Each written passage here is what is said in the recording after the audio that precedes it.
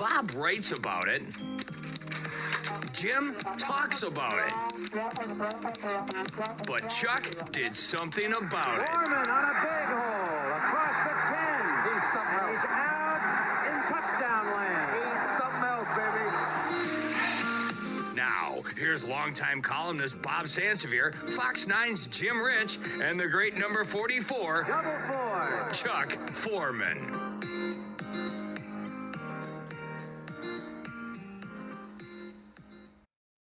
Welcome to the JimBob Sports Jamboree with Vikings legend Chuck Foreman. He's on holiday this week, so, we're all right with that because we have the superstar Mike Morris joining us. And also Bob Sansevier, usually a big part of the program. He'll join us a bit later. By the way, this show is brought to you by 10K Construction. Minnesota is the land of 10K Construction. And Mr. Morris's appearance brought to you by Dodge of Burnsville. And what city is that located in, Mike? It's Dodge of Burnsville because they're located right there in Burnsville. Oh, funny enough, yeah. Oh. Ironically, they're right there in Burnsville off of 35W and Cliff Road. Okay. And you'll find the B in DOB, Dodge of Burnsville, stands for Burnsville. Beautiful. That is outstanding. That is genius marketing on their part. I know everything. I studied that. Yeah. So yeah, I like it. All right. That'd be a lesson to you. There you go. It's a heck of a lesson. Yeah. Thank you. You're welcome. All right. I want to know, JJ McCarthy, Vikings franchise the first round draft choice, right? Michigan? Yes. National champs, right? Yes, he was. Never lost, right? He won everywhere he's been. Yeah. So, the guy so he threw out the first pitch last night? At the Minnesota Twins game on, let's see, that would have been Tuesday night this week. And it was a rainy night, storms in the area. He and teammate Dallas Turner, also a first-round pick, were invited by the Minnesota Twins, very gracious of them, to say, hey, why don't you guys come on over to the ballpark? Let's have a little fun. It'd be fun. You're a quarterback. So let's show everybody that arm. A little rain, but my gosh, you play football, so you have to beat the elements too. So he's gonna be great. Yeah. Right? Is that what happened? So he took to the mound. Tommy Watkins, Twins third base coach. And that's kind of how you could tell how big the star is that's throwing out the first pitch. Is if you get TC Bear, the pecking order is not too high for you, right? You get the mascot, okay? And he's got a glove that's the size of a bushel basket, which may have been something that Tommy Watkins might have utilized. What do you mean by that?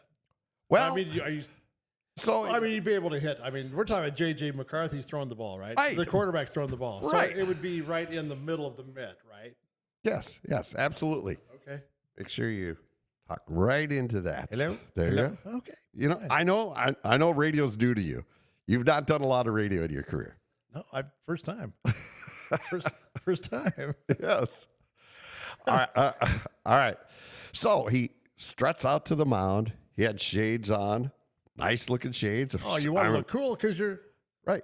It'd be a strike. Jersey said McCarthy on the back. Oh, nice. Yeah, had the number 9, right? That's the number he's chosen to wear for the Minnesota Vikings. Tommy Kramer said it was okay that he could wear number 9. Jim McMahon said it would be okay. Yeah, yes. And then, so he had the hat on backwards. I don't know if that's. That's cool though, right? Yeah, but just having fun. So it's the kids. It's the kids. And it's easy, right? It's the kids. Yeah. So he gets up there and goes right up onto the top of the mound. A lot of guys, not too sure about the arm. I'm going to go in front of the mound. Why would he have to worry about it? Well, why would he have to worry? I wouldn't think so. He's an NFL quarterback. Yeah, first rounder, national champ. Yeah. And so he goes to fire the ball to Tommy Watkins. Tommy gets down in the crouch. Did they have a gun? Did they have the radar gun on it? I don't know. I bet you the Twins secretly did. I bet you maybe Coach O'Connell had some, assistant go over there because they have 85 assistants now, the Vikings? 86. 86. All right. And squats down. All right. Organist. So if he plays the music, if he does what I know he's going to do, then the Twins are going to want him to play for them during the offseason, kind of like Bo Jackson. Yes. Bo paid for the Royals too. So well, he's good for it. Yeah. So what happened? He threw a pitch. It had speed on it. Yeah. I mean, it's going to. It was moving. It moved a long way. What? So he had that kind of break on way. it? You mean he No. started outside and it broke back? No, it stayed. As Bob Uecker once said, just a bit outside.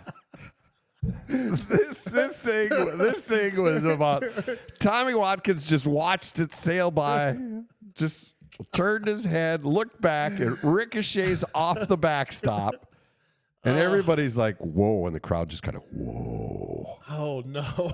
It was full of people.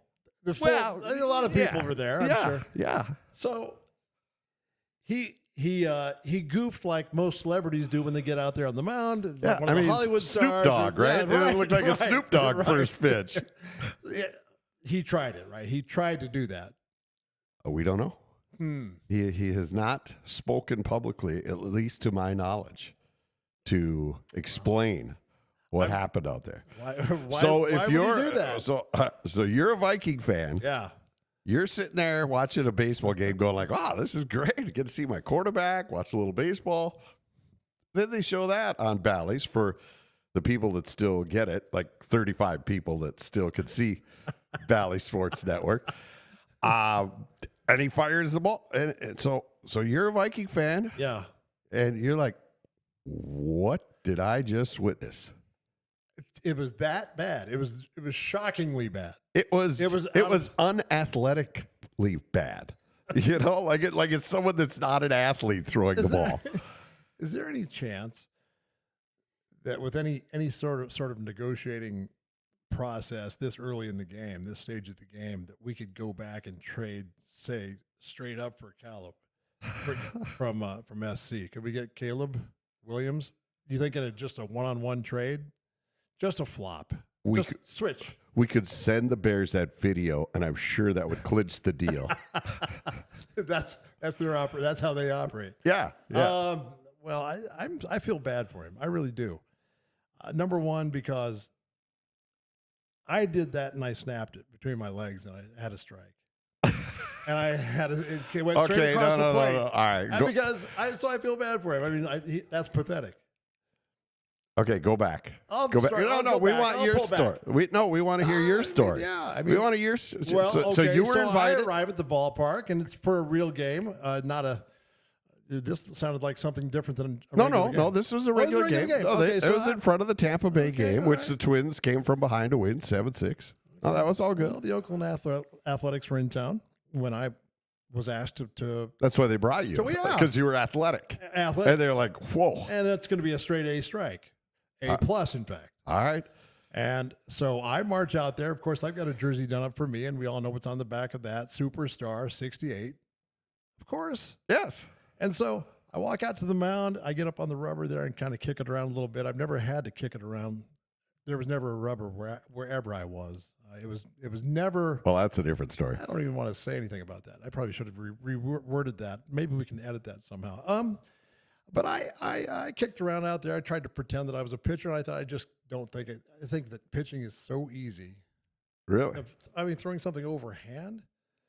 I mean, I was like a caveman quarterback. I was a fourth down quarterback.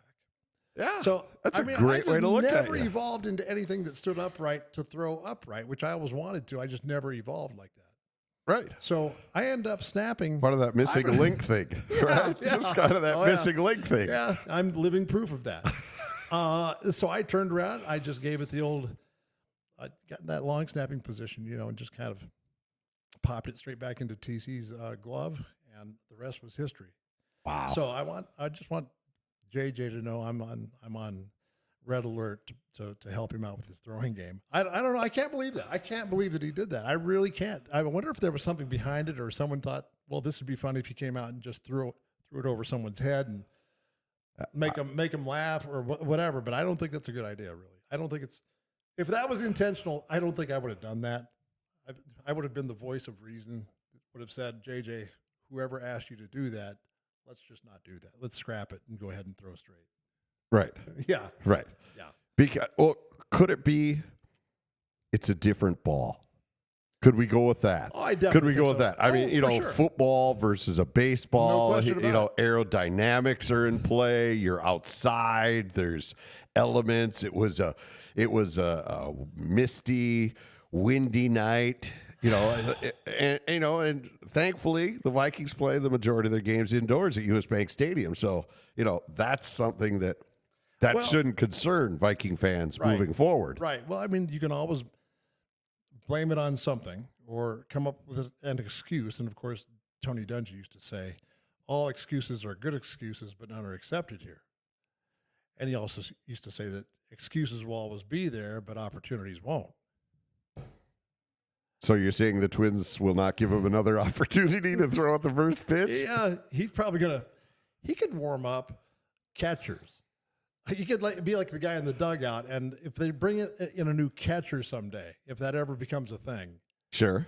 he can heat up their glove a little bit. Maybe doesn't sound like too many pitches are making it to the glove, but in fact, to be honest, I think I would just stick to football. I think he's got a lot better accuracy. I hope. Well, I hope. I hope. I mean, Justin Jefferson has that catch radius that everybody talks about, right? That is so massive. Better be one hell of a radius. I mean, I don't. Do you think it was nerves that he came out and he had to throw something in public for the first time? All right, but isn't he supposed to be good under pressure? You played in a national championship game. Beat Alabama the game before that, before he saw Washington in the championship game, so he beat Saban's club. Right. Right. I don't know. For me, it's the ball. You know what? I honestly do believe it can be the ball more than anything else. All right. It's the way it comes out of your hand. It's a whole different thing, but All right. All right. Well, let's take a break. We need to just process this. Put this on the back. Think burner about for a this. while. Yeah. We'll take a break. We're going to come back. More JJ McCarthy talk for you because I want to ask you about. He is the presumed number one quarterback, but you have Sam Darnold here. How does he approach that dynamic? How do you convince your teammates that you're the number one without just saying it? How do you act around them? How do you go through training camp? We'll talk about that with the superstar Mike Morris, brought to you by Dodge of Burnsville. And the entire show is sponsored by our friends Jake and Company at 10kconstruction.com. We will take a break. The JimBob Sports Jamboree with Vikings legend Chuck Foreman returns after this timeout. On behalf of Vikings legend Chuck Foreman and Fox 9's Jim Rich, I'm Bob Sansevier, and I want to say thank you to all of our listeners and our radio partners, KXRA in Alexandria, KRWC in Buffalo, KDHL in Faribault and Owatonna, KDAL and WDSM in Duluth, WNMT in Hibbing, KTOE in Mankato, AM 660 The Bear, WBHR in St. Cloud, and Wild 102 FM in Roseau. Also, KWOA AM FM in Worthington, and KKBJ in Bemidji, and Bob Total Country serving the Twin Cities of Minneapolis, St. Paul, and surrounding areas. We'll talk to you later.